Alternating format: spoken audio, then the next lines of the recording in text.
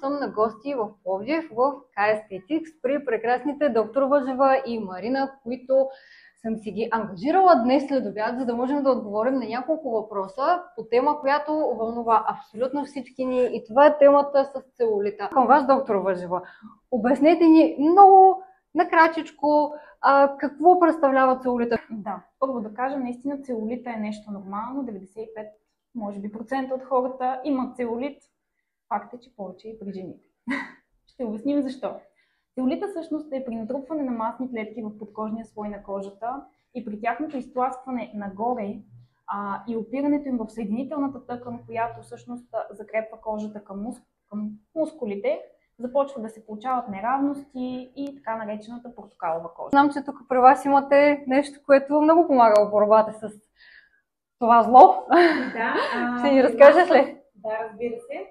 В K-Aesthetics Clinic ние имаме апарат M-Tone се казва, който е насочен към борбата с целулита. Той работи синергично с акустична и с радиочастотна енергия. Акустична вълна и радиочастотна енергия, които синергично подобряват състоянието в хиподермата и спомагат за намаляване на целулита. Като акустичната вълна всъщност прави едни увреждания на масната клетка, радиочастотата засилва кръвообращението, засилва дренирането от зоната, но най-вече спомага за образуването на нови колагенови и еластинови влакна, които стягат и подобряват състоянието на кожата и по този начин изглаждаме релефа или така наречената портокалова кожа. А колко процедури, т.е. от една процедура можем ли да видим някакъв ефект или е нужен някакъв курс от лечение, да го наречем? По принцип не е магическа процедура. Да. Съжалявам, че го казвам, но да, не е но това е истина. Не е магическа процедура.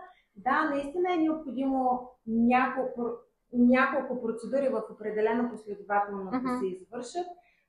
Индивидуална е подхода към всеки един пациент.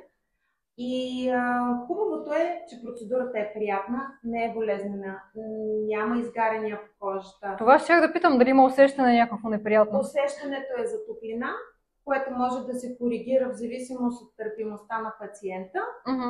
Хубаво е, че процедурата в определените зони е до 15 минути на зона, което е изключително бърза и подходяща процедура, не отнема часове през забързаното ни ежедневие. Така че мисля, че това като допълнение към всичко друго, което правим за борбата с целулита, би могло да е един много голям плюс.